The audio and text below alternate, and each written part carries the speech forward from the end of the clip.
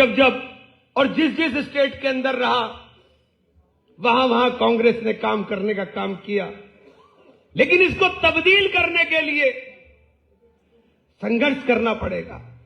मैंने जिलाध्यक्ष फिरोजाबाद, जिलाध्यक्ष हाथरस, जिलाध्यक्ष बरेली, इनको खास तौर से 2-3 अपने जिलाध्यक्षों को मैंने सुना,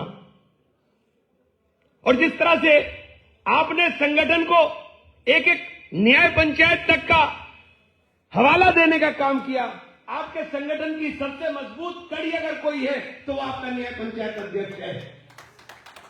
जिस संगठन के अंदर न्याय पंचायत अध्यक्ष का आपने मजबूत चयन कर लिया, क्योंकि एक न्याय पंचायत के अंदर 8, 10, 7, 6 गांव आने का काम होता है, और ऑन एन एवरेज 20 से 25 से 30 बूथ आने का काम होता है। वो न्याय पंचायत अध्यक्ष अगर हमारा मजबूत हो गया तो कोई ताकत नहीं है कि आप जीत और हार की बात मैं नहीं करता हूं, लेकिन आप मुख्य मुकाबले में ना आओ। आप मुख्य मुकाबले में आ जाएंगे।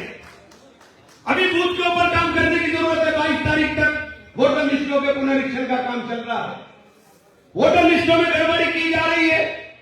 जो 18 साल की उम्र अब पार कर रहे हैं उनके वोट बनने के लिए आपको किसी सरकारी अधिकारी के चक्कर काटने की जरूरत नहीं। इलेक्शन कमीशन की साइट पर जाकर के उन बच्चों के वोट आप सीधे बनवा सकते हैं। सीधे आप इलेक्शन कमीशन की साइट पर जाकर के बनवा सकते हैं। किसी चीज की आपको जरूरत नहीं। हर जगह आपके सेवा केंद्र खुले हुए हैं। सेवा केंद्र वाले सब आप में से और हम में से बीच के लोग हैं। उनसे बात करके बैठिए और कहिए कि हमारे वोटर लिस्ट में शामिल करने के इलेक्शन कमीशन की साइट के ऊपर जाकर के अप्लाई करें। उसमें किसी रिपोर्ट की जरूरत नहीं। लेकिन अगर आपने इससे आगे का काम और कर लिया कि वोटर लिस्ट को आपने आधार कार्ड के साथ लिंक कराने का काम कर लिया, तो आपका वोट काटने क्या ताकत उन लोगों में नहीं रहेगी। प्रशासनिक तंत्र में जो उल्टा सीधा करते उसका क्या तरीका होगा। बीएलओ बैठता है, बीएलओ साहब कहीं हमारा वोट, मेरे परिवार के 20 वोट है, इन 20 वोट को आप आधार से लिंक करिए। मजबूरी है उसकी, उसमें करेगा, लेकिन उसमें वो एक होशियारी करता है कि जब वो आपका आधार से लिंक करता है तो आपका नंबर नहीं डालता, वो अपना नंबर डाल देता है। जब वो अपना नंबर डालता है और ये बोलता है कि इसका ओटीपी आ जाएगा क्योंकि चेंज करने में मुझे आसानी रहेगी, उन्हें नहीं 5 मिनट तौकीर साहब समझने वाली बातें रुकिए।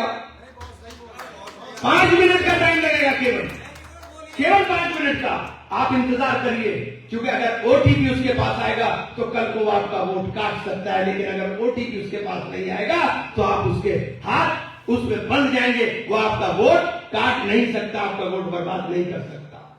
ये बहुत सारी चीजें हैं जो जिलाध्यक्षों को बैठ करके अपने, जिन्होंने न्याय पंचायत स्तर तक अपना संगठन बना लिया है, ब्लॉक में जाकर के एक ब्लॉक में 20-22 से ज्यादा न्याय पंचायत नहीं होती, उन न्याय पंचायत अध्यक्षों को बैठा करके अगर आपने काम पर लगा दिया तो परिवर्तन निश्चित जाने के साथ। आज प्रदेश का माहौल बिल्कुल एकदम आपने देखने का काम कर लिया कि प्रदेश के अंदर किस तरीके के माहौल बना हुआ है। इस माहौल के अंदर हमें राहुल गांधी की बात करनी है। इस माहौल के अंदर हमें मोहब्बत की बात करनी है। ये राम के नाम के ऊपर जब हमारे ऊपर सवाल खड़ा करने का काम करते हैं, कल हमने परसों मेरठ में बोल दिया था, पता नहीं क्या समझ में नहीं, आपने सुन लिया होगा मेरा बयान। कल से सारे टीवी चैनल वाले भागे हुए फिर रहे थे मेरे पीछे पीछे। मैंने भाई गलत क्या बोल दिया? ये राम का देश है, ये देश राम का है। अल्लामा इकबाल ने कहा है राम इमाम हिंद थे। ये देश राम का है, इस देश के कंगल में राम बसते हैं। राम की 22 जनवरी को जाना केवल भक्ति होगी, ये किसी ग्रंथ में नहीं लिखा। हमारे प्रदेश अध्यक्ष जी बैठे हैं, माननीय अविनाश पांडे जी बैठे हैं, ये जा रहे हैं परसों को अयोध्या,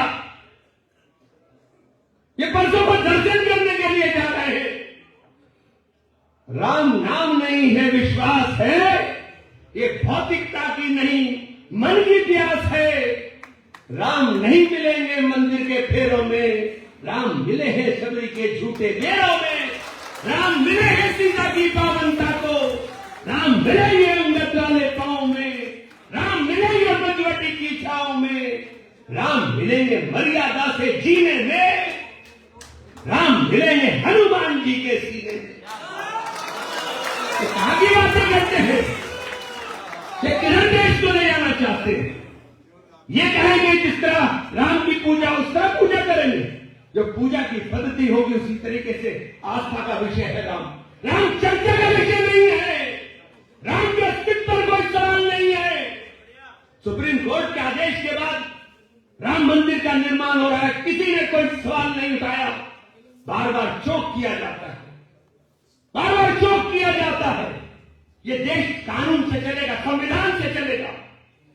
और सुप्रीम कोर्ट ने जब कोई आदेश दे दिया उसके बाद हमने कोई सवाल उठाया नहीं, फिर भी हमसे सवाल किया जाता है, फिर भी हमसे सवाल किया जाता है और मुझसे बार बार सवाल करते हैं। मैंने कहा मुझसे क्यों सवाल करते हो? ये सवाल जाकर के शंकराचार्य जी से पूछ लो ना कि वो क्यों नहीं जा रहे, ये हमसे क्यों सवाल कर रहे हैं? हम तो सुनने कह रहे हैं कि वासुदेव कुटुंबकम। क्या है वासुदेव कुटुंबकम?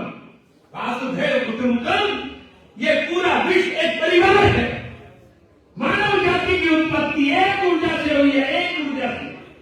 और जब मानव जाति की उत्पत्ति एक ऊर्जा से हुई और विश्व पूरा पर एक परिवार है, तो उस परिवार का हिस्सा इमरान हुआ कि नहीं हुआ ये बता दो आप साथियों। इमरान भी राम के परिवार का हिस्सा है।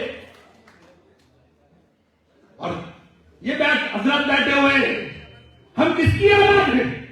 हम हजरत आदम अलैहिस्सलाम की औलाद है। तो पूरी दुनिया हजरत आदम अलैहिस्सलाम की औलाद है। जब हम हजरत आदम अलैहिस्सलाम की औलाद हैं तो फिर बता दो मुझे, सारी विश्व जब एक है, जब समंदर एक है, तो उसकी बूंदें अलग अलग कैसे हो गई? हम इंसानियत के रिश्ते को बांटने की बात नहीं करते, हम इंसान से इंसान को जोड़ने की बात करते हैं। हमारे नेता मोहब्बत की बात करते हैं। मैं ये बात इसलिए क्या करके जा रहा हूं, ये श्री कृष्ण की पावन धरती है। श्री कृष्ण का सुदर्शन चक्र चलना निश्चित है, निश्चित है श्री कृष्ण का सुदर्शन चक्र चलना। और कहां मिलेंगे राम? राम तो मर्यादा से जीने में मिलेंगे। इन अमर्यादित लोगों से उम्मीद मत करना साथियों।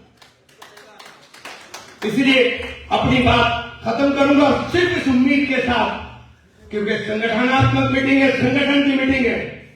और बधाई देना चाहता हूं माननीय अविनाश पांडे जी को, आपने एक सार्थक प्रयास किया है साहब। ये जो संगठन तैयार हुआ है, क्योंकि जब तक कप्तान मजबूत ना हो फौज लड़ती नहीं।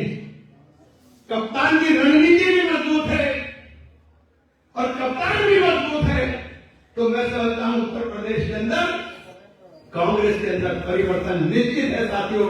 आप सब लोगों का बहुत बहुत धन्यवाद। जय हिंद, जय कांग्रेस।